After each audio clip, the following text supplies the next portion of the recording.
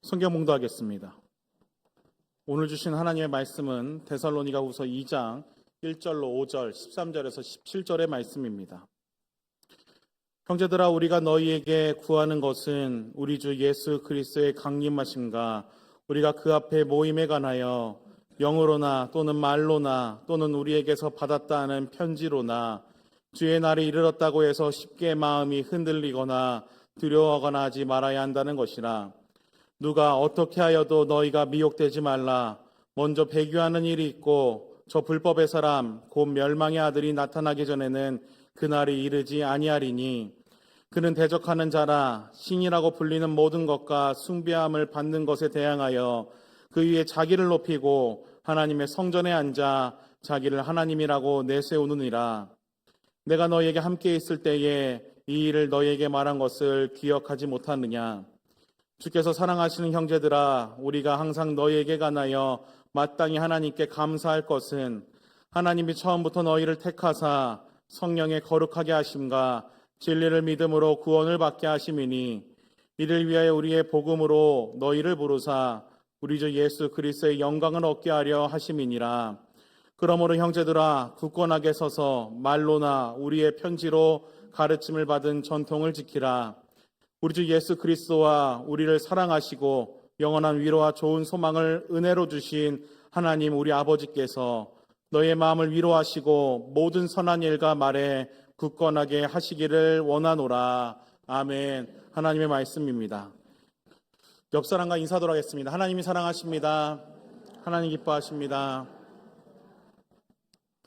오늘 우리가 읽은 데살로니가 후서는 사도 바울이 첫 번째 서신인 데살로니가 전서를 쓴 지 6개월 만에 이 데살로니가 교회의 문제가 더 악화가 되어서 그것을 해결하고자 쓴 편지입니다. 데살로니가 교회는 바울이 2차 전도 여행 중에 세운 교회입니다.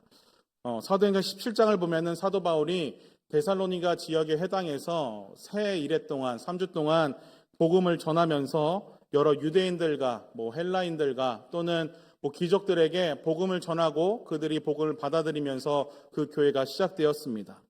근데 문제는 그 중에서 복음을 거부한 유대인들이 있었고 그 사람들의 핍박에 의해서 이제 바울과 그 사람들이 이제 쫓기듯이 도망치듯이 이 데살로니가 지역을 떠나게 되었다는 것입니다. 오랫동안 그 복음을 가르치고 전수했어야 되는데 이런 문제 때문에 복음을 제대로 전하지 못하고 신앙의 뿌리가 깊게 내리지 못한 데살로니가 성도들이 그 핍박을 당한다는 이야기, 박해를 당한다는 이야기 그걸 들으면서 바울은 이 사람들이 이 일들을 어떻게 이겨내고 있는지가 궁금했습니다. 그래서 디모데를 보내서 데살로니가에서 성도들이 박해와 고난 속에서 어떻게 살아가는지 알아보았고 그들이 그 어려움 속에서도 믿음과 사랑을 굳건하게 지켜내며 잘 살고 있다는 소식을 듣게 됩니다. 그런데 데살로니가 성도들에게 문제가 하나 있었는데 예수님 재림 이전에 예수님 있다 죽은 사람들은 그 구원이 어떻게 되는가에 대해서 그들이 걱정을 하기 시작합니다. 사랑하는 가족이 예수님 있다가 죽게 되었는데 그 사람들은 어떻게 되는 것인가, 잘못된 왜곡된 종말론에 그들이 생각하게 되면서 그들이 불안해하는 것을 보고 이 문제를 해소하기 위해서 이제 재림 때에 그리스도 안에서 먼저 죽은 자들은 다시 부활하게 될 것이고 산자들은 함께 영생을 누리게 될 것이다. 이것을 기록해 놓은 것이 데살로니가 전서의 내용입니다.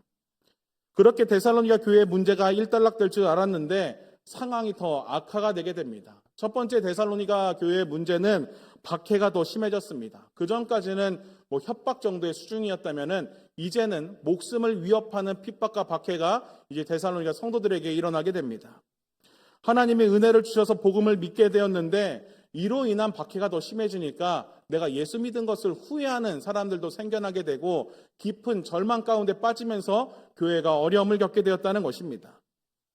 더불어서 예수님의 재림에 대해서 거짓 선지자들이 미혹을 하고 이야기를 퍼뜨리게 됩니다. 그래서 왜곡된 종말론에 빠져서 예를 들면은 이제 주님 오실 날 얼마 안 남았으니까 아무 일도 하지 말고 재산도 다 팔고 이래서 우리 그냥 재림을 기다려야 된다 이렇게 생각하는 사람들이 많이 있었다는 것입니다. 그런 것 때문에 교회가 혼란스러웠고 그런 혼란을 종식시키기 위해서 두 번째 서신을 쓰게 되었는데 그것이 데살로니가 후서입니다. 오늘 이 데살로니가 후서의 말씀을 살펴보면서 믿는 자들은 마지막을 어떻게 준비해야 되는지 함께 생각해보고 곧 다시 오실 주님을 믿음으로 준비하며 기쁨으로 맞이할 수 있는 저와 여러분 되기를 소망합니다. 그럼 다 같이 먼저 본문 2절과 3절의 말씀을 함께 읽어보겠습니다. 시작. 영으로나 또는 말로나 또는 우리에게서 받았다 하는 편지로나 주의 날이 이르렀다고 해서 쉽게 마음이 흔들리거나 두려워하거나 하지 말아야 한다는 것이라. 누가 어떻게 하여도 너희가 미혹되지 말라.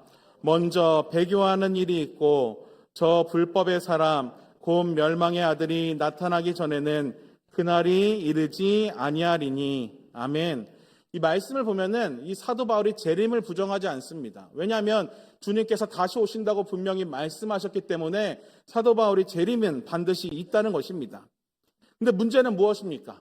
여기 말씀 보니까 영으로나 편지로나 그 예수님이 이미 그 주의 날이 이르렀다고 주장하며 미혹하는 사람들이 데살로니가 교회 성도들을 위협하고 있었다는 것입니다.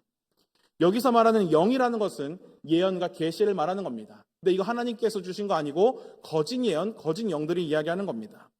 또한 편지는 바울의 이름을 도용해서 위조된 편지들을 써서 성도들을 미혹하는 사람들이 있었다는 겁니다. 다시 말하면 거짓 예언자들의 선동에 데살로니가 교회 성도들이 미혹당해 넘어가는 일들이 많이 있었다는 것입니다. 당연히 오랜 시간 동안 사도 바울에게 가르침을 받지 못했기 때문에 이런 일들이 발생할 수 있는 겁니다. 그래서 이 문제에 대해서 사도 바울은 어떻게 얘기합니까? 방금 읽은 말씀을 보니까 마음이 흔들리거나 두려워하지 말라, 성도들의 태도에 대해서 이야기합니다. 또한 그 다음 보니까 거짓 선지자들의 선동에도 절대로 미혹되지 말라고 이야기합니다.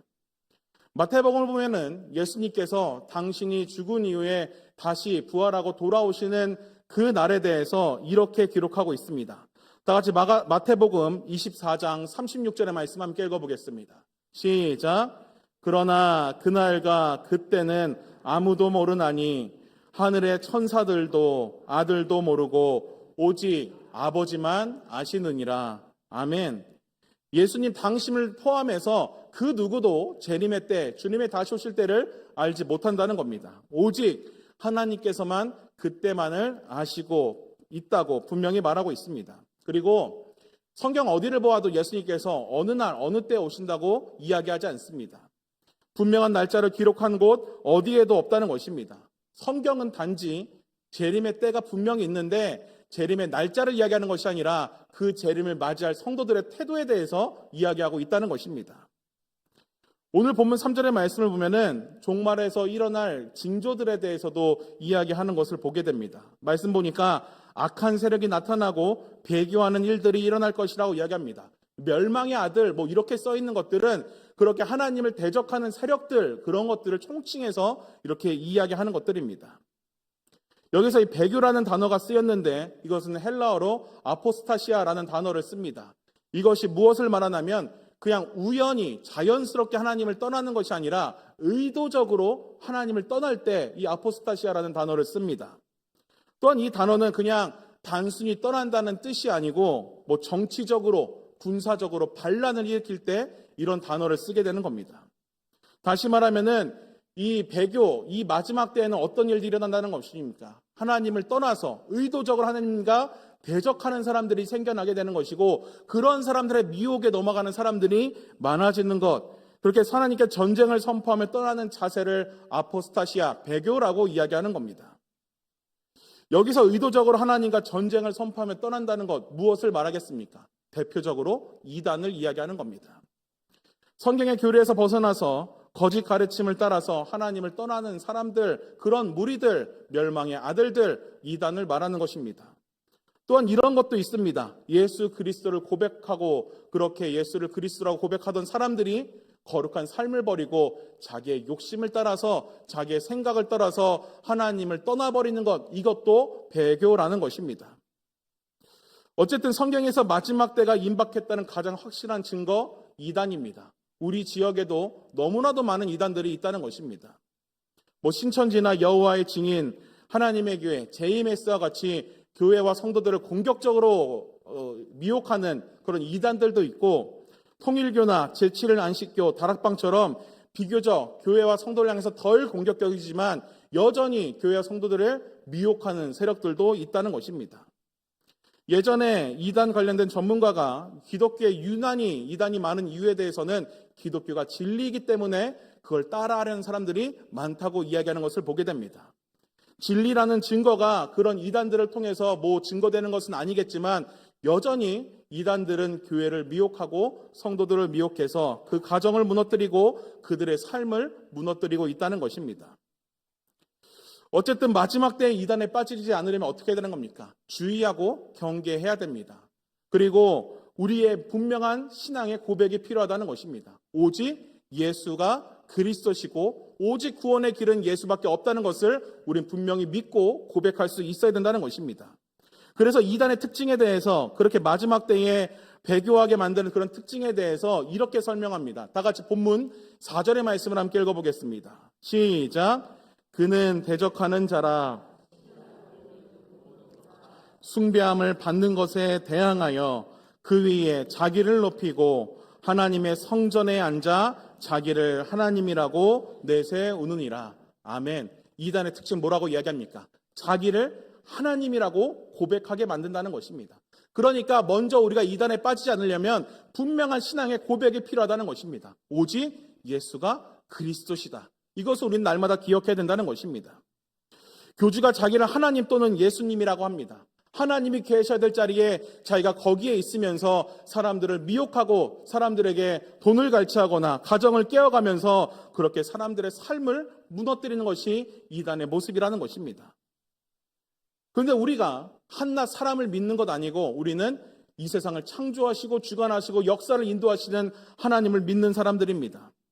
그런데 그런 우리가 사람의 미혹에 우리의 신앙이 흔들린다면, 우리가 두려워한다면 저는 이것만큼 하나님의 자존심을 상하게 하는 일들은 없다고 생각을 합니다. 우리 사람의 미혹에 절대로 빠져서는 안 된다는 것입니다. 그래서 우리는 동일한 믿음의 고백이 필요한 겁니다. 오직 구원은 예수 그리스도시라는 분명한 믿음의 고백. 구원은 예수가 아니면 절대로 그 길이 없다는 것을 우리는 날마다 기억하며 고백하며 살아내야 된다는 것입니다.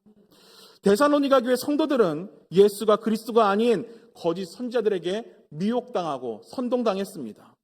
바울이 오랜 시간 말씀을 가르치지 못한 탓도 있겠지만 인류를 구원하기 위해서 십자가에 희생당하신 예수 그리스도의 은혜를 그들이 까먹었고 잊었고 흔들렸기 때문입니다. 거짓 가르침을 따르는 일, 만약에 그렇게 십자가의 분명한 고백이 있다면 그런 이단의 미혹, 악한 이들의 미혹에 당할 일들은 절대로 없다는 것입니다. 그래서 우리가 마지막 때를 살아내면서 정신 똑바로 차리셔야 됩니다. 이 자리에 앉아 있어도 우리가 이단의 미혹에 충분히 당할 수 있다는 것입니다. 성경에는 마지막 때를 정확하게 이야기합니다. 악한 세력들이 우는 사자와 같이 삼킬 자를 찾고 있다. 이단들이, 그리고 악한 그 사탄의 세력들이 우리를 그렇게 집어 삼키려고 한다는 것입니다. 제 개인적으로 이단에 대해서 잊지 못할 여러 가지 기억들이 있습니다. 그중에 첫 사역 때 첫 번째 일이 있었는데, 제가 2010년에 첫 번째 사역을 나오게 되었습니다. 경기도 오산에 있는 교회에 부임을 하게 되었는데, 부임 인사라는 첫 주에 제가 인사를 하지 못했습니다. 왜냐하면 부임 인사라는 첫 예배 때 신천지로 교회가 발칵 뒤집혔기 때문입니다.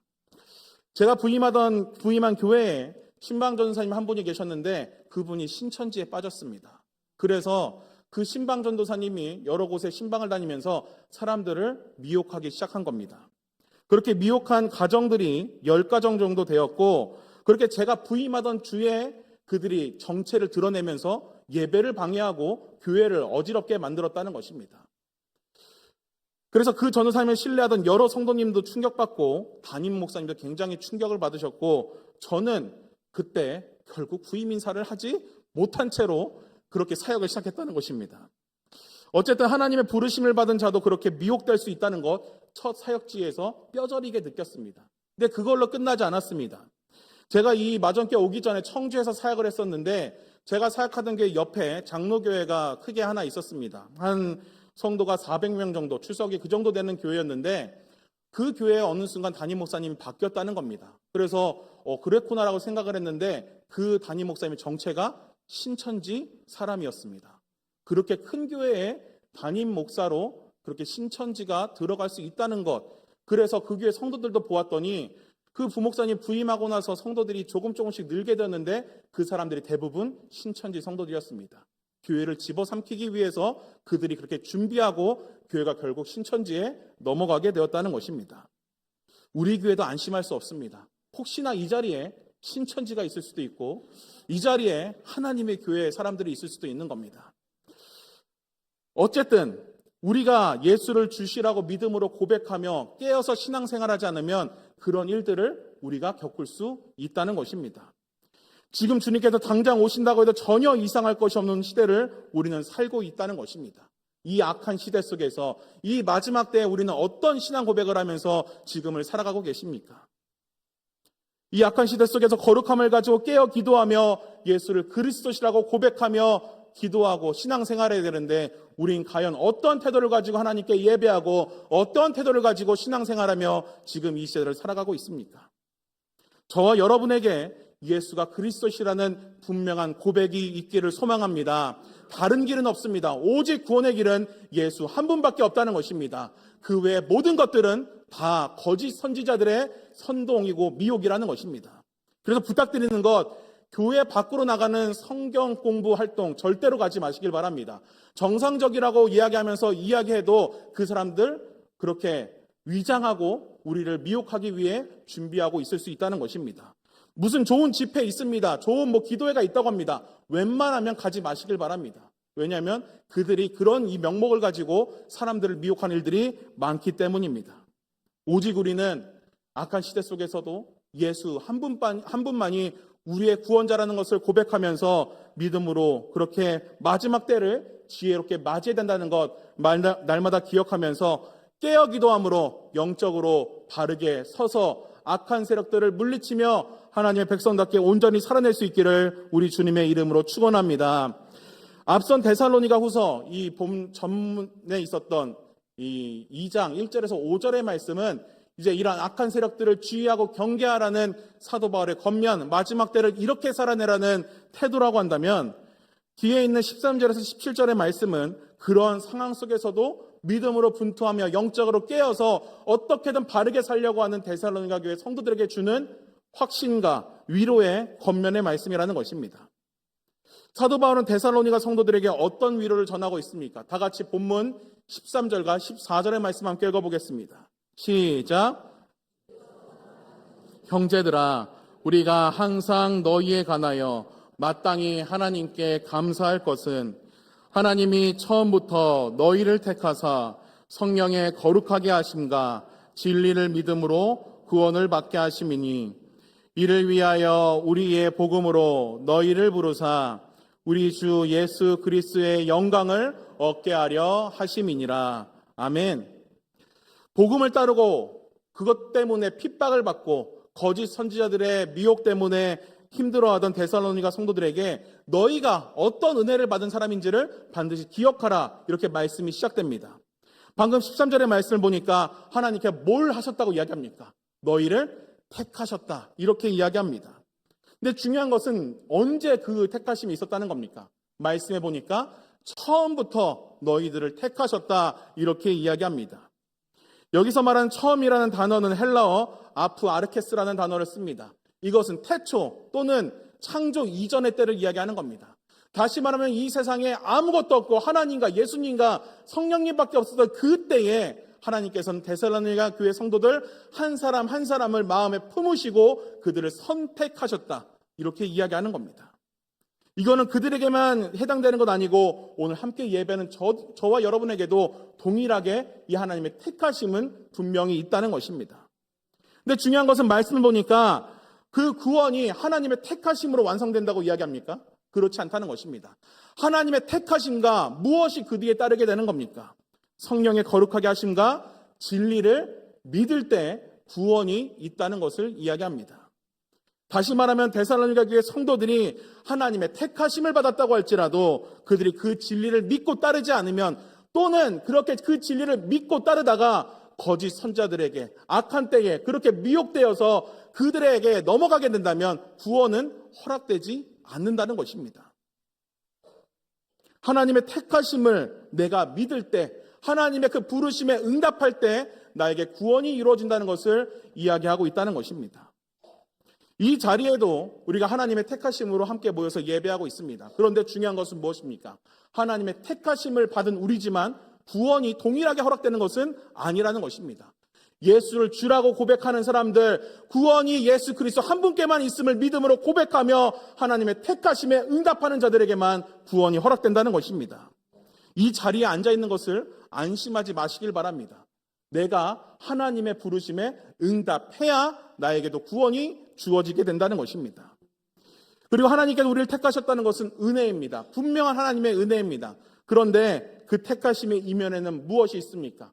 자기 아들을 아낌없이 내어주신 하나님의 사랑이 그 안에 담겨 있다는 것입니다. 그 사랑이 우리에게 주어졌으니까 우리는 그 택하심의 그 사랑의 초대에 아멘으로 믿고 응답하면 된다는 것입니다. 함께 예배는 우리 모두가 하나님의 택하심에 기쁨과 감사로 응답하며 이 마지막 때에 구원받은 백성으로서 그 기쁨을 누리며 살 수 있기를 우리 주님의 이름으로 축원합니다. 또한 본문 14절의 말씀에 바울의 또 다른 위로가 기록이 됩니다. 데살로니가 성도들을 택하시고 믿음으로 응답함으로 구원을 얻은 그들을 통해서 뭐가 주어진다고 이야기합니까? 그리스도의 영광을 그들에게 얻게 하시겠다 이야기하는 것입니다. 우리 주 예수 그리스도의 영광을 얻기 위한 과정이 하나 있는데 그것이 무엇입니까? 오늘 데살로니가 성도들에게는 거짓 선지자들에게 받는 미혹들을 이겨내야 되는 것이 그들의 고난이고, 또한 이 예수를 믿음으로써 당하게 되는 박해들, 그렇게 여러 가지 것들, 예수를 믿으면서 당하게 되는 여러 가지 어려움들을 이겨낼 때에 그들에게 구원받은 백성으로서의 그리스도의 영광을 얻게 된다는 것을 성경은 이야기하고 있다는 것입니다. 예수 그리스도의 십자가가 영광스러운 이유가 무엇입니까? 십자가의 고난을 이기셨기 때문에 영광스러운 겁니다. 우리가 그리스도인이라고 이름 불리는 것이 자랑스러운 이유가 무엇입니까? 그 이름 안에는 예수 그리스도께서 우리의 죄를 대신하여서 그 고난을 능히 담당하셨다는 은혜가 그리스도인이라는 이름 안에 담겨있기 때문입니다. 성경 어디에도 예수 믿으면 복 받는다 이런 얘기 쓰여 있지 않습니다. 예수 믿으면 무조건 꽃길을 걷는다, 그 길이 평탄할 것이다, 성경은 이야기하지 않는다는 것입니다. 우리 출애굽 이야기만 봐도 그렇지 않습니까? 애굽에 있는 그 백성들, 이 애굽에서 나가기만 하면 하나님께서 복 주시고 평안하게 살게 할 것으로 믿었습니다. 근데 그들에게 애굽을 나가자마자 주어진 것은 무엇이었습니까? 홍해가 그들을 가로막고 있었다는 것입니다. 예수 믿는다는 것이 그런 것입니다. 날마다 평탄한 길을 주어지는 것이 아니라 우리 때로는 고난의 길을 걸어야 될 때도 있고, 예수 믿는 것 때문에 억울할 수도 있고, 예수 믿는 것 때문에 눈물 흘릴 수도 있다는 것입니다. 예수 믿으면 고난은 반드시 따라오게 되어 있다는 것입니다. 그러나 그 고난을 이겨낼 때 무엇이 주어진다는 것입니까? 우리 주 예수 그리스도의 영광이 주어진다는 것을 성경은 분명히 이야기하고 있다는 것입니다. 그래서 로마서에 바울은 고난을 이렇게 이야기합니다. 다 같이 로마서 8장 18절의 말씀 함께 읽어보겠습니다. 시작. 장차 우리에게 나타날 영광과 비교할 수 없도다. 아멘. 기억하시기 바랍니다. 지금 당하는 그 고난 잠시뿐입니다. 그러나 그 고난을 믿음으로 이겨내며 살아갈 때 얻게 되는 영광은 찬란하고 영원하다는 것입니다. 이 세상 사람 중에 누가 고난받는 것 좋아하겠습니까? 특별히 예수 믿어서, 예수가 은혜 주셔서 믿게 되었는데 그것 때문에 고난당하면 누가 그것을 반가워하겠습니까? 그러나 그 고난을 이겨낼 때 하나님께서 그 삶을 보시면서 영광 받으시고 하나님의 한량없는 은혜가 우리의 삶에 반드시 주어진다는 것을 성경은 이야기하고 있다는 것입니다. 지금 고난 당하시는 분들이 있습니까? 예수 믿어서 억울하고, 예수 믿어서 불편하고, 예수 믿어서 눈물 나시는 분들이 있습니까? 이 말씀을 기억하시기 바랍니다. 그 고난을 참고 이겨낼 때에, 그 고난의 때를 잘 견뎌낼 때에 우리에게 영광이 주어짐을 반드시 기억하시기를 바랍니다. 그래서 함께 예배하는 저와 여러분이 이 신앙에 대해서는 좀 고집스러웠으면 좋겠습니다. 복음에 대해서는 좀 고집스러운 태도를 가졌으면 좋겠습니다. 다른 거에서는 고집 부릴 필요 없습니다. 오직 복음은 시대가 변해도, 문화가 변해도 여전히 우리가 목숨을 걸고 지켜내야 된다는 것입니다. 기독교의 모든 역사는 잔인한 박해 속에서도 자기의 목숨을 바꿔가며 예수가 그리스도시라는 그 고백을 지켜냄으로 말미암아 지금까지 이어져 왔다는 것입니다. 그들의 목숨, 그들의 헌신이 지금 우리가 예수 그리스도의 복음을 듣게 만드는 은혜가 되었다는 것입니다. 이제 우리의 차례입니다. 복음을 영화롭게 만드는 것, 신앙을 가치 있게 만드는 것, 그건 누가 하는 겁니까? 우리가 하는 겁니다. 우리의 삶을 통해서 복음이 영화로워지는 것이고 우리의 삶을 통해서 신앙이 가치 있다는 것을 우린 반드시 증명해내야 된다는 것입니다. 오늘 함께 예배하는 저와 여러분이 믿는 자로서의 당할 고난들 잘 견뎌내시기를 바랍니다. 그건 당연한 겁니다. 이거를 불평분만할 제목들이 아니고 이것은 예수가 그런 삶을 사셨기 때문에 예수를 따르는 우리 역시 그 고난은 당연한 것으로 이겨야 되는 겁니다. 그러나 그 고난을 잘 이겨내며 나갈 때에 그 고난 이면에 찬란하고 빛나는 영광이 있음을 반드시 기억하시길 바랍니다. 그래서 우리의 고난을 잘 견뎌내므로 말미암아 하나님께 영광 올려드리며 우리 주 예수 그리스도의 영광을 받아 누릴 수 있는 저와 여러분 되기를 우리 주님의 이름으로 축원합니다. 결론적으로 사도 바울은 우리에게 이렇게 말합니다. 마지막으로 본문 15절의 말씀 함께 읽어보겠습니다. 시작. 그러므로 형제들아 굳건하게 서서 말로나 우리의 편지로 가르침을 받은 전통을 지키라. 아멘. 우리가 해야 될 건 무엇입니까? 이 말씀에 굳건하게 서서 가르침받은 전통을 지켜내는 겁니다. 무슨 전통입니까? 그들이 목숨을 바꿔가면서 지켜냈던 그 전통, 예수가 그리스도시라는 그 고백은 이 세상이 끝나는 그날까지 우리가 목숨처럼 여기며 지켜내야 된다는 것입니다. 이 악한 시대의 마지막 때에 그 복음을 지켜낸다는 것, 믿음으로 살아낸다는 것 쉽지 않습니다. 그러나 그 길이 진리이기 때문에 우리는 기도하며 그 목숨처럼 그 복음을 지켜내야 된다는 것입니다. 그래서 우리 교회에 이런 기도가 넘쳐났으면 좋겠습니다. 하나님, 이 마지막 때에 하나님의 백성으로 잘 살고 싶습니다. 어떤 것이 잘 사는 것인지 알 수 없으니까 하나님 깨달음을 주시고 그 말씀을 살아내게 하여 주시옵소서. 우리 그렇게 기도하는 겁니다. 그리고 우리가 세상의 악한 세력들의 미혹을 이겨내면서 예수를 그리스도시라고 고백하는 이 복음, 이 믿음의 고백이 우리의 입술에서 멈추지 않게 하여 주시옵소서. 우리 그렇게 고백했으면 좋겠습니다. 그래서 이 기도가 우리 마전교회 공동체에 가득 넘침으로 주님의 다시 오심을 무서워하거나 두려워하는 것이 아니라 주님의 다시 오심을 기뻐하며 준비하며 이 마지막 때를 잘 살아내는 저와 여러분 될 수 있기를 우리 주님의 이름으로 축원합니다. 기도하겠습니다. 하나님, 오늘도 한 주의 첫 시간 주님께 드리며 예배하게 하시니 감사를 드립니다. 하나님께서 우리에게 귀한 한 주를 허락하셨사오니 오늘도 하나님의 뜻을 이루며 하나님 마음에 흡족한 자로서 온전히 살아가는 우리 될 수 있도록 주님 은혜를 더하여 주시옵소서. 오늘 말씀 속에서 데살로니가 교회에 있었던 문제들을 보게 됩니다. 잘못된 종말론 때문에 그들이 괴로워하고 있었고, 거짓 선지자의 선동 때문에 그들이 혼란스러워하고 있었고, 예수를 믿는다는 것 때문에 그 박해 때문에 그들이 목숨을 잃고 그렇게 괴로운 가운데 있었던 것을 보게 됩니다.